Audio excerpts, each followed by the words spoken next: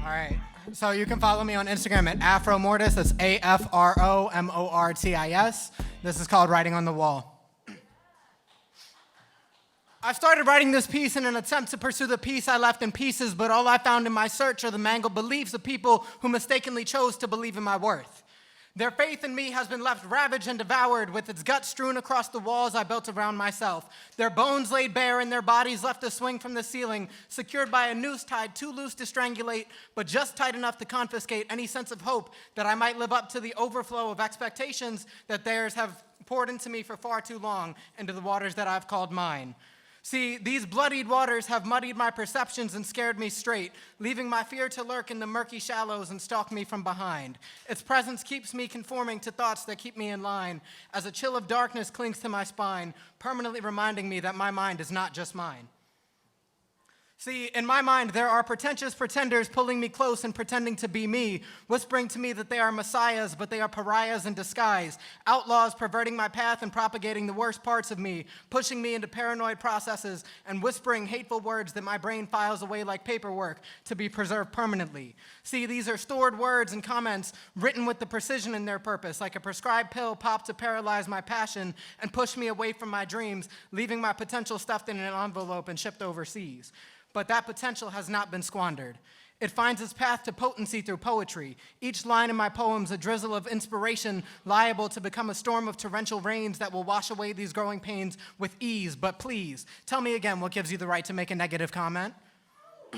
Like the thoughts of you that you think of me are anything but nonsense? Like the pictures you've seen of me weren't painted by people who fail to see the side of me gifted with a destiny far greater than their closed minds could ever perceive? I know I have a gift. But that doesn't stop me from feeling ashamed, devalued, and defaced, with my sense of self-confidence replaced with thoughts of self-hate that challenge my faith. Bitter taste soaks in the mouth of my mind, left behind by hard-to-swallow regrets, much too harmful to be erased by anything less than a complete transformation, and even that I'm convinced will be a waste. See, I believe that I'm real, but I still get scared that it's all a bluff, because we lie best when we lie to ourselves. Like the too many times that I've relinquished my pride and left the best of myself to rot away on a shelf, convinced that I'll save it for later and dust it off when I decide to give a damn about my mental health. See, I'm in a fight against the voices in my head, internal conflicts and cognitive dissonance within, with hostile talks coming from without, surrounding my spirit, suffocating my heart, binding my soul down and drowning me with doubt. See, there's deconstructive criticism that threatens to tear out the staples that keep me together when I'm falling apart. These broken pieces of me that I've stapled together and repainted in an attempt to preserve some redemptive facet of my art. Like an art that brings relief, but only when I'm aligned with the belief that my sense of self-worth is worth more than the time spent staring at a blank canvas, as if that canvas weren't a perfect reflection of me and what is possible for me to be. I cover up my flaws in an attempt to camouflage myself and hide my sins, but how am I supposed to find a way to fit in?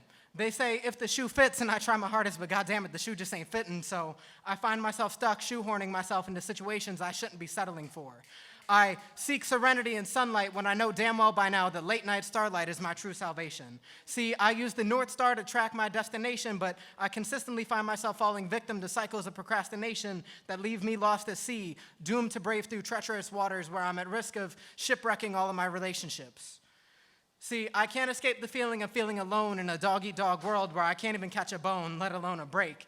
And while I've been broken plenty of times, and that burden is something that becomes too much to take when you're like me, and you can't help to separate yourself from the weight of your mistakes. By this point, if you can't hear the writing on the wall, then please tune in and try to read the silent screams chipping away at the inside of my lips, waiting for an opportunity to slip outside into a world no longer darkened by infinite night, but filled to the brim with joy and a future that blazes bright. My screams long for a world where they'll be heard and validated instead of ignored and desecrated. Thank you.